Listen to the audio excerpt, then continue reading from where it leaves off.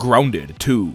Early Access. Playing Grounded 2 makes you feel like you've died and gone to Valhalla, but for exterminators. Grounded 2 is an action-adventure game, early access game, and unbeknownst to Google, a survival craft game that was developed by Obsidian Entertainment along with Eidos Montreal. Quick disclaimer, this is an early access game and you will have problems with crashes and various other bugs that haven't been 100% worked out yet. Also, the HandyNet feature from the first game hasn't been implemented into survival mode yet, and only the first act of the story mode is available, so if you buy it, don't complain. Once the full game releases and still has problems, then you may complain. Here's the current roadmap if you're interested. This is the story. Omnient Corporation is back at it again, doing kooky experiments, shrinking people and things to further their agenda, and now they're quote-unquote renovating Brook Hollow Park. But actually what ended up happening at the park was there was an explosion during a ceremony commemorating the anniversary of the events of the first Grounded game when 4 teenagers were shrunk down to bug size against their will and forced to fight against hordes of bugs for survival in the backyard of a deranged scientist. Omnient was set to dedicate a statue to the teenagers, Dr. Tully, the inventor of the shrinking device, and Burgle, the fast food robot that helped the teenagers in their time of need at this ceremony. But then the explosion happened, and apparently Dr. Tully assassinated Burgle by ripping his head off for literally no discernible reason, which is not a very nice thing to do. And now, the teenagers' whereabouts are currently unknown to everybody but you, because right after the story cutscene ends, the game starts, and there you are once again, waking up on a sterile lab table miniaturized once more, and likely facing another insurmountable PTSD-inducing challenge involving the mass slaughter of insects. The game is indeed targeting people who like a good story. There's mystery surrounding what Omnient Corp is actually doing. Why did Dr. Tully rip off Burgle's head? Who is the hacker lady that keeps spewing words at you over the radio? Why is she so pissed at you? Where is Dr. Tully? Why are there random corpses throughout the yard? It definitely kept me wanting more, and I was invested in it.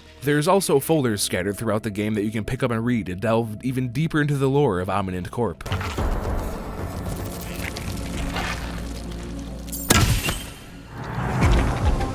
You can play Grounded 2 on a controller, or mouse and keyboard. Here's the platforms you can play it on. You can play with any of your friends on any platform with crossplay. However, cross-saving only works from Xbox to PC. You cannot transfer PC progress to Xbox, but you can do the vice versa. For graphics, the game looks a little better than Grounded 1. Some of the models like the Wolf Spider, for example, got updated to look more hairy. It's not really going for realism, it's more of a cartoon vibe with lots of vibrant colors. I don't have much to say about the graphics. They get the job done and it doesn't hurt to look at. I did have to play on medium graphic settings to keep a decent frame rate though, and I have a 2070 Super. The music creates a retro vibe, which makes sense because the game takes place in the 90s. Just listen to the combat music. Also, the sound of a giant scorpion skittering outside my base at 2 AM scared the hell out of me the first time, so A+ there.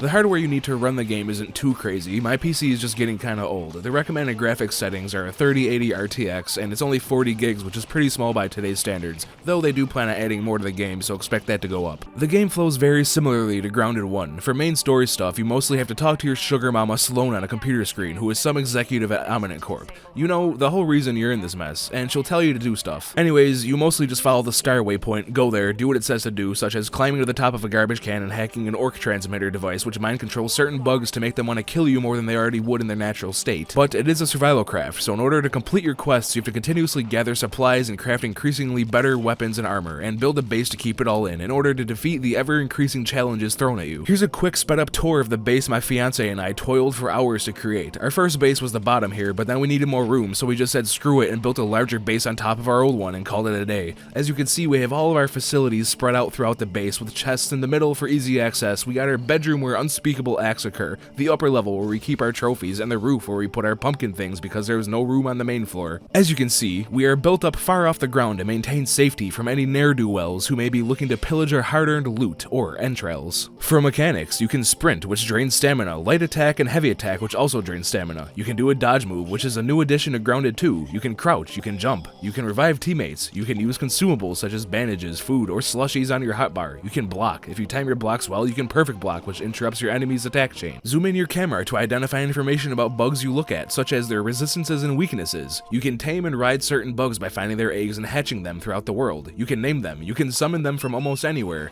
They can sprint to get around faster. You can store stuff in their inventory, which is hella useful, and you can have them fight while you're mounted on them, or if you get off, they'll fight with you, but their damage is pretty pitiful. Also, later on, you can get a spider mount instead of an ant mount, which is faster and can shoot webs to snare enemies. You can open the building menu and place blueprints for various structural and functional functional items such as chests, crafting tables, aesthetic items like this table and chairs, walls, stem and grass pallets, etc. The way the building and crafting works in this game is that if you have the materials in a storage node such as a chest or a pallet, it will automatically be drawn from storage and used to build the blueprint you're making. Like you can see the stems from my pallet being used as I build this wall. The crafting system is pretty in depth. There's various stations you need to build and use to craft certain things. The crafting table will allow you to craft healing items like bandages or different materials, refined materials, different weapons, arrows, trinkets, armor, etc. There's the smoothie station, which will let you create smoothies out of various body parts you've ripped from the corpses of bugs that you've slaughtered. Like for example, the Scorpidote removes and provides resistance to venom, Liquid Rage gives more damage, or Hedgelord that gives you trickle regen, and as a main effect, they all heal a good chunk of your HP. Use marble and quartz at the smithing station to upgrade your weapons and armor. There's also things like dew catchers, which generate dew that you can drink to fill your thirst meter, campfires to cook meat to eat, cold storage to keep your meat from spoiling, grinders and spinning wheels to break down and refine materials into better materials, etc. The gear in this game all has different effects that make your character stronger. For example, the gear I have on makes my heavy attacks with daggers deal more damage, and the Weaver armor set bonus makes the third hit of my attack combo deal increased crit chance. Then my daggers cause ice buildup, which will eventually freeze my target, and my next hit shatters them, dealing increased damage. Then I have a trinket that just adds flat damage to every one of my attacks and causes a shockwave, dealing even more damage when I heavy attack special orc enemies. And there's over a dozen different sets of armor that all have different effects, and there's dozens of weapons that all have different effects, so the build variety is actually really good. You can make a dagger build, a bow build, a staff build, a two-handed sword build, or a combination of all of them. Also, you don't have to make tools anymore. You now have the On-Me tool, which functions as a shovel, hammer, axe, and wrench, and you can upgrade it to the next tier at the science station scattered throughout the map for some resources. Now the mutations. Mutations are basically passives that always affect your character that you can change at any time. Look at them all.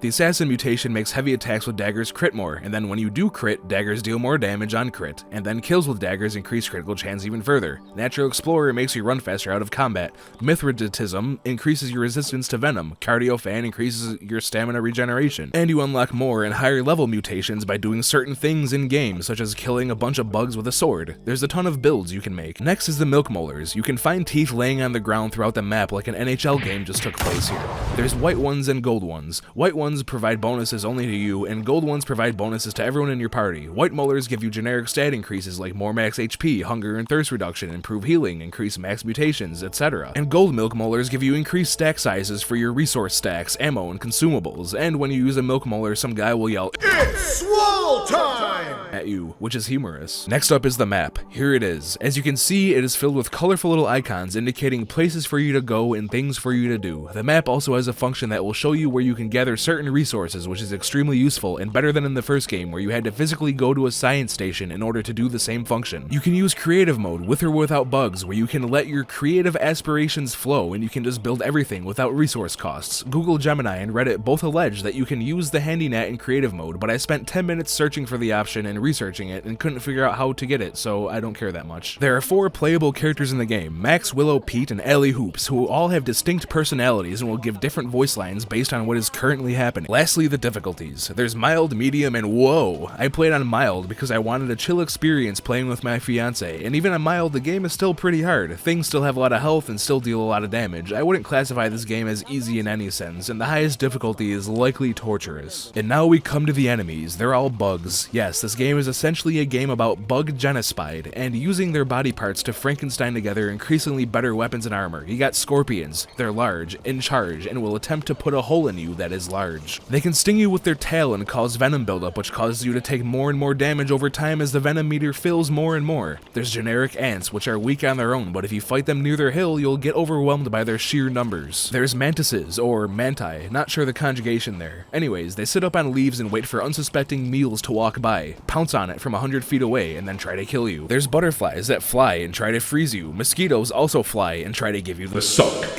Bugs will also fight each other if they damage each other. Some bugs are being controlled by the mysterious hacker lady I mentioned earlier, and their health bar is purple. They can just randomly ambush you, and it seems like they have more HP and damage. There's also optional act bosses. For now, they have Axel, which is a big-ass tarantula. You need to summon him by crafting a poached roach roast and depositing it in his boss arena. Look at how cute and cuddly he is. He'll try to crush you with his legs, or inflict you with venom with his mouth. Grounded 2 is co-op with up to 4 players in a single game, and there's no PvP. There's no joining random players or server browser, you can only join your friends' games. If you're some kind of weirdo who doesn't use Discord, there is text chat and voice chat for you. There are 0 cosmetics or pay to win in the game, which is a beautiful thing really. It's just you, your bug armor, and your wits. As for glitches and bugs, there were literally thousands of bugs. Look at all of them. Cringe.